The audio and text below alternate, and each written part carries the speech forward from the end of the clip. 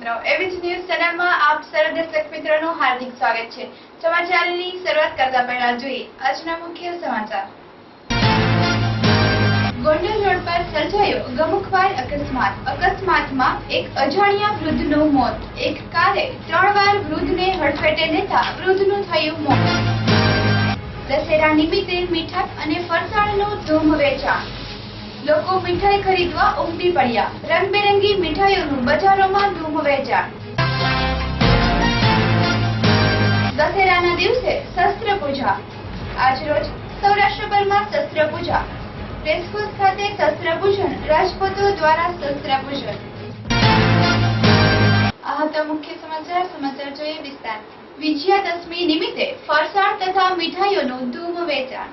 રાજકોટ શહેરમાં આજ રોજ એટલે કે દશેરાના દિવસે દશેરાની ઉજવણી કરી મીઠાઈઓ બાંટવામાં આવે છે। આ દિવસે ફરસાણના વેપારીઓની દુકાનમાં તડાકો બોલી જાય છે। પંડાલ ઊભા કરવામાં આવે છે।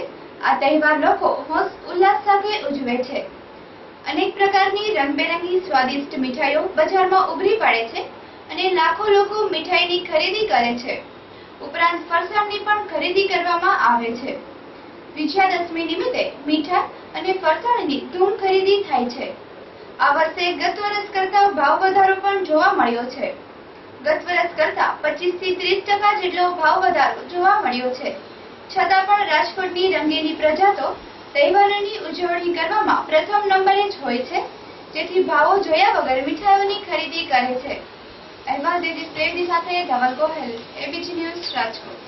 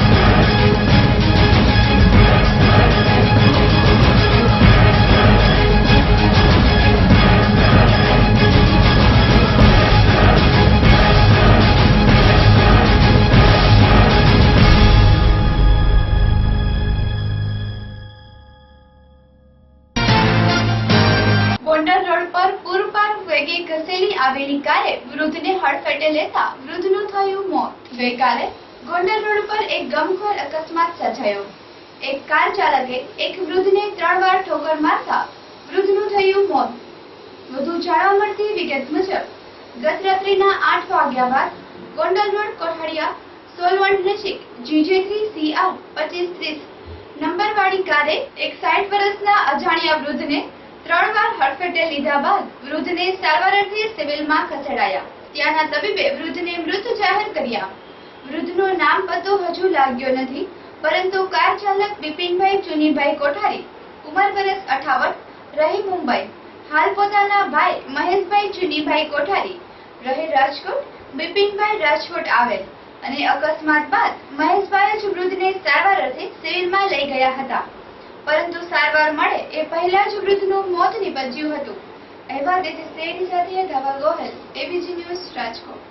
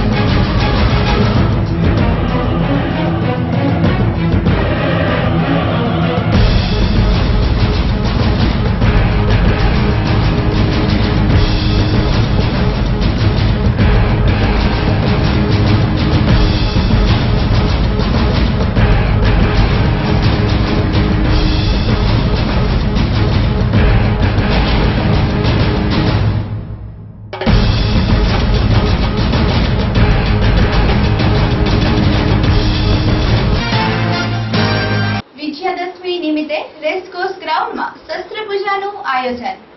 આજરોજ વિજયાદશમી નિમિત્તે સૌરાષ્ટ્રભરમાં શસ્ત્રપૂજન કરવામાં આવે છે, ત્યારે આજરોજ રેસકોર્સ ગ્રાઉન્ડ ખાતે ક્ષત્રિય રાજપૂત સમાજ દ્વારા શહીદોને ફૂલહાર ઉપરાંત શસ્ત્રપૂજનનો કાર્યક્રમ યોજવામાં આવ્યો હતો।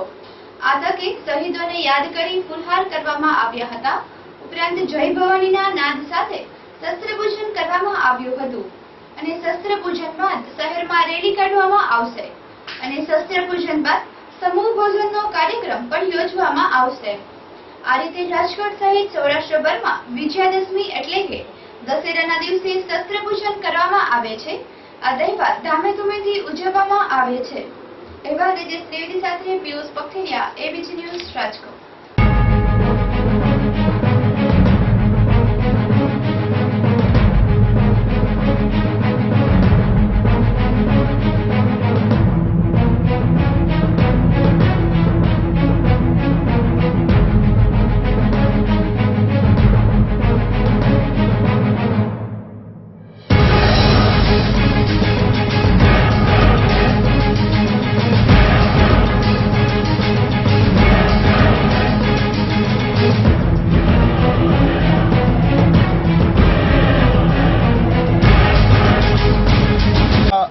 રાજપૂત સમાજમાં દર યુગોથી શરૂ છે। શસ્ત્રપૂજન ની વિધિ દરેક રાજપૂત સમાજ પોતપોતાની રીતે ઉજવતો હોય છે। છેલ્લા 2008થી આપણે રાજકોટની અંદર સામૂહિક શસ્ત્રપૂજનની પ્રથા શરૂ કરી છે। એટલે એવું નથી કે આ 2008થી શરૂ થયેલો છે, યુગોથી આ પર્વ શસ્ત્રપૂજન યોજાય છે। जय भवानी जय भवानी जय भवानी जय भवानी जय भवानी जय राजपूताना माता की जय।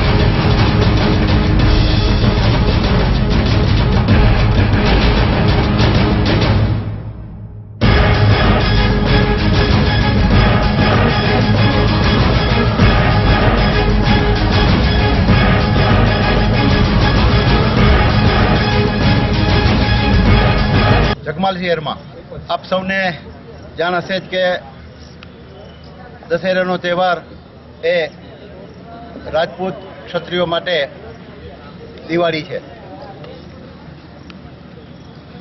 અહીંયા શ્રી કારડિયા રાજપૂત સમાજ, શ્રી ગુર્જર ક્ષત્રિય સમાજ, શ્રી નાળોદા ક્ષત્રિય સમાજ અને શ્રી મારું રાજપૂત ક્ષત્રિય સમાજના સર્વે ભાઈઓ પોતાનો ક્ષત્રિય ધર્મ બજાવવા માટે પારંપરિક રીતે શસ્ત્રપૂજન માટે પધાર્યો છે।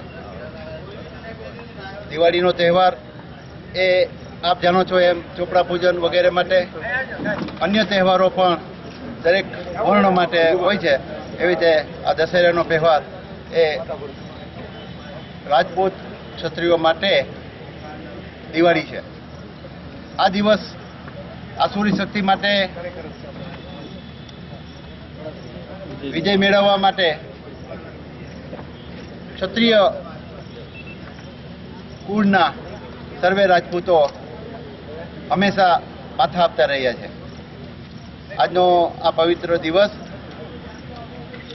આસુરી શક્તિઓ જે હોય છે એના ઉપર સર્વે રાજપૂત ભાઈઓ વિજય મેળવે એવી મારી શુભકામના છે. અને અત્રેનો આ કાર્યક્રમ શસ્ત્ર પૂજન પત્યા પછી રેલી સ્વરૂપે અમારા જેને અમે સર્વોચ્ચ માનીએ છીએ એવા મહારાણા પ્રતાપની પ્રતિમાએ વંદના કરશે. જય ભવાની. જય ભવાની. આજરોજ બંગાળી લોકો દ્વારા મહાદુર્ગાની મહાપૂજાનું આયોજન કરવામાં આવ્યું. આજરોજ બંગાળી લોકો દ્વારા દુર્ગા પૂજનનું આયોજન કરવામાં આવ્યું હતું. સતત 10 દિવસ મા દુર્ગાની પૂજા કરી આવતીકાલે વિસર્જન કરવામાં આવે છે. બંગાળી લોકો દ્વારા દશેરાના દિવસે વિસર્જન કરવામાં આવે છે. 9 દિવસ પૂજા કર્યા બાદ 10મા દિવસે એટલે કે દશેરાના દિવસે દુર્ગા પૂજા કરવામાં આવે છે. આ તકે રેસકોર્સ ગ્રાઉન્ડ ખાતે બંગાળી લોકો એકઠા થઈ દુર્ગા પૂજા કરે છે. મા દુર્ગાની મહાઆરતી પણ કરવામાં આવે છે. ત્યારબાદ પ્રસાદી વિતરણ પણ કરવામાં આવે છે. દુર્ગા પૂજા દર વર્ષે નોરતામાં કરવામાં આવે છે અને દશેરાના દિવસે મા દુર્ગાનું વિસર્જન કરવામાં આવે છે. આ તહેવાર બંગાળી લોકો ખૂબ જ ઉલ્લાસથી ઉજવે છે. સતત 10 દિવસ સુધી મા દુર્ગાની આરાધના બાદ ભક્તજનો દ્વારા વિસર્જન કરવામાં આવે છે. તો ચાલો જોઈએ મા દુર્ગાની પૂજા. એવા ધવલ ગોયલ સાથે પિયુષ બખતરિયા, એબીજી ન્યૂઝ, રાજકોટ. મારું નામ સોમનાથ પાલ છે અને હું આ બેંગોલી એસોસિએશનમાં ટ્રેઝરર તરીકે કામ કરું છું.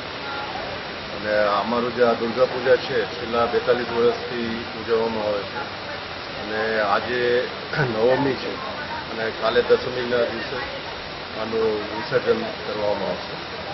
અને દુર્ગા પૂજા આ બેંગોલી એસોસિએશન છેલ્લા 42 વર્ષથી ઉજવે છે અને બધા બહુ ઉત્સાહપૂર્વક આમાં ભાગ લે છે. અને અહીંયા ગુજરાતી ભાઈઓ પણ એમાં બહુ ઉત્સાહપૂર્વક આમાં ભાગ લે છે અને આનંદ મેળવે છે.